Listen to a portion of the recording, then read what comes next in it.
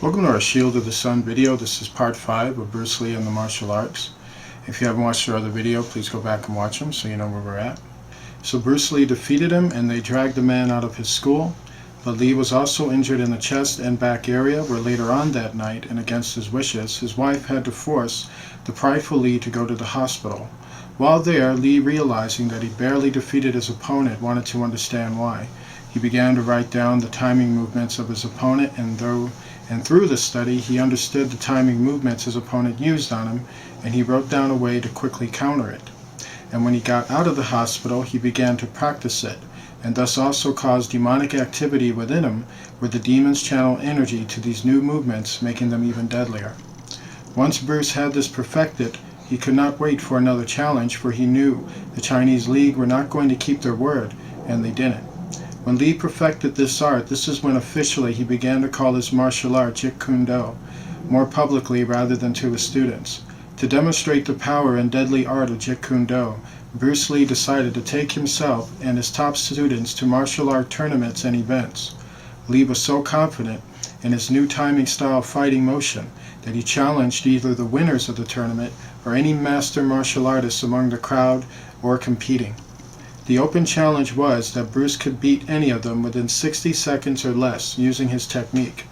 At first, many challengers took that bet thinking Lee went nuts, but true to his word, Lee's speed and his timing movement combined with his power in his punches, and even more so in his kicks, Lee was like a juggernaut over his opponents. He defeated Taekwondo, karate, kickboxing, kung fu, and other masters in under 60 seconds in devastating lightning blows. His students were winning tournament after tournament, which greatly added to Lee's ability as a teacher of martial arts. During the demonstrations, Lee showed the wonders of his art in a very subversive, demonic way, into which I say this because the audience did not know about the kind of sorcery Lee was using. For instance, during a demonstration, Lee called up to the stage the Korean gold medalist in Taekwondo. He then told him that with one single finger that he can knock him down with it. The gold medalist did not think that was humanly possible, and so he took up Bruce's bet. From there, Bruce did a certain stance and he put his fist near the man's chest. He then quickly did a quick twitch movement with his fist that quickly extended his point finger with such unheard of force that when his one finger made contact with the gold medalist's chest, he knocked this man 5 feet back from where he was standing. The gold medalist was shooken up and shocked by what happened. He became so afraid at that moment that he made up his mind never to challenge Bruce Lee. The truth be told, what Bruce Lee did was not by his own power, but it was the demon inside him working through him. One finger punches and also his one finger push-ups and his gravity-defying jump kicks and his lightning speed during the demonstrations were Lee using evil spirits to channel them to possess his body, to perform supernatural feats that would captivate the minds and hearts of the people, making his name legendary even while he was alive. Soon his students and those that became masters themselves in the art of Bruce Lee that came from Satan grew to a massive size. In fact, it was almost host-looking. His schools were now many, and he had enough teachers working for him to fill the demand. He now, because of his great martial art fame, had many celebrities in every field from Hollywood to sports. Many of them were students of Bruce Lee. At the time, Hollywood was trying to make martial arts popular by casting actors with martial arts skills into certain roles on their upcoming television shows.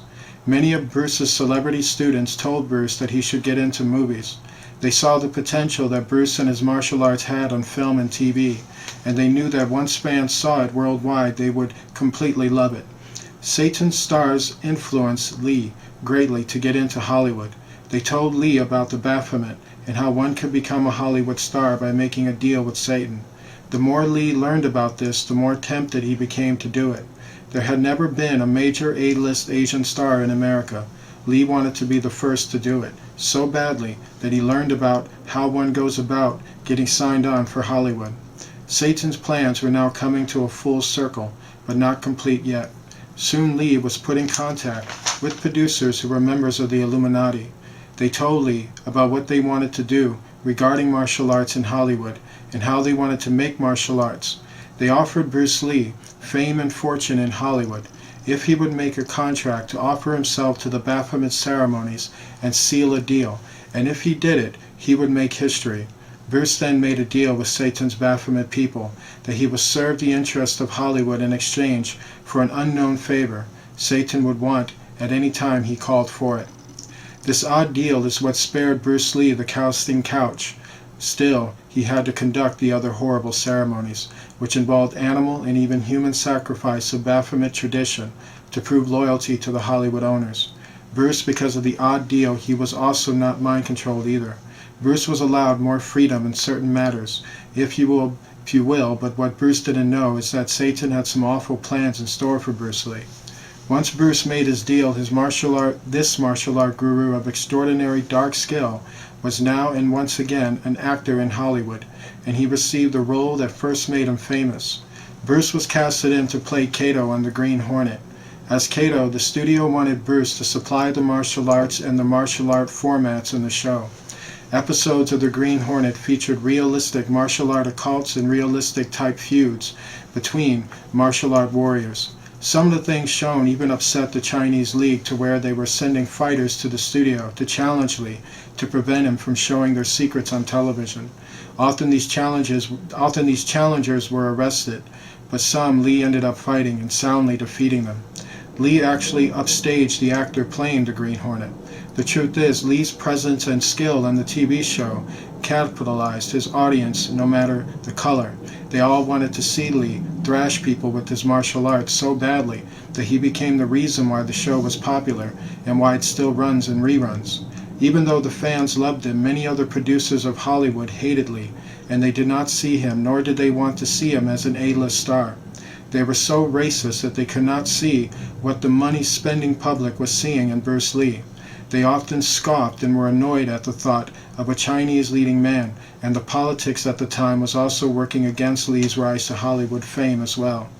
Many times, they even demanded that Lee should be replaced on the Green Hornet, and to which the small creative forces of the show refused to do that, stating that there would be no show. Lee had not experienced this kind of racism in quite some time, for as a teacher much of that started to disperse. But now in Hollywood, the hate demon had now risen its ugly head, and to top it off, Lee was often getting haunted in his dressing room.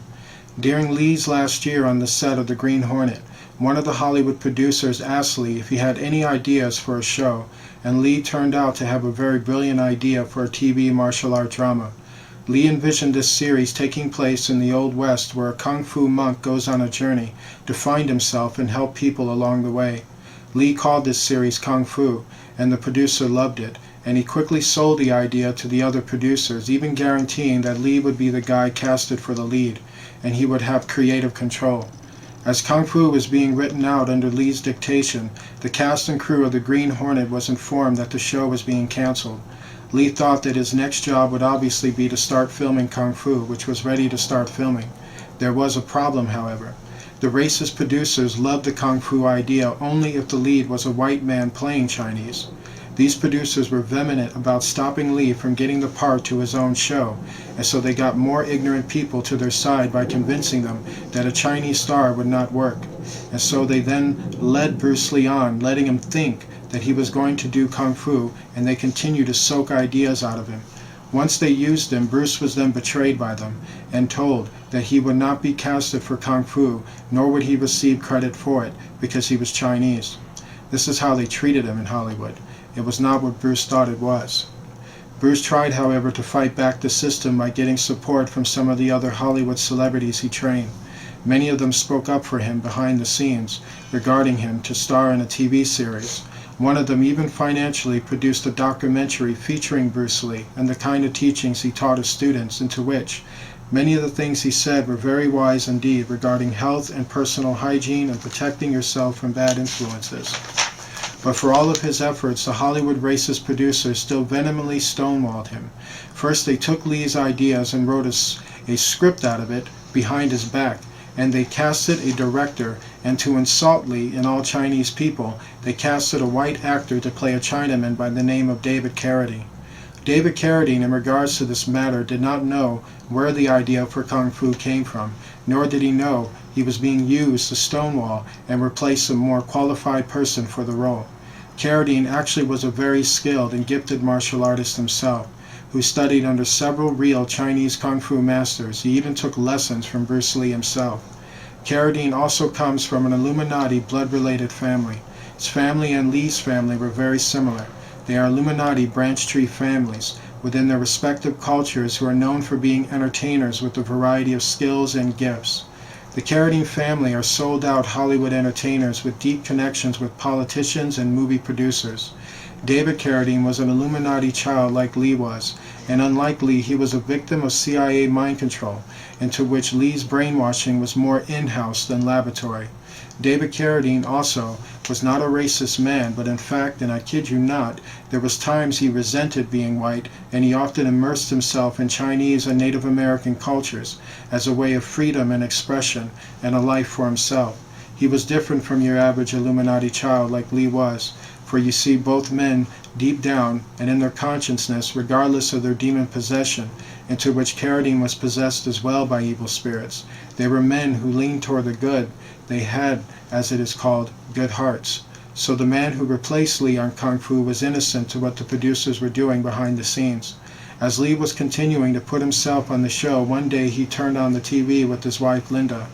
Lee saw to his utter disbelief the depth of the debut of a show called Kung Fu, the exact show he still thought was not being made, yet until his issues were settled. Lee felt like someone just pulled the most disgraceful and disrespectful joke imaginable. They literally not only stonewalled him, they played him for a fool. This final backstab Lee received that night was the last straw. Lee was red hot looking at the TV screen while the show is on the air without him. When Linda tried to change the channel, Lee told her not to do it, but that he wanted to see if truly the show was better without him. It was a decent show, but nowhere as good as it could have been with Lee.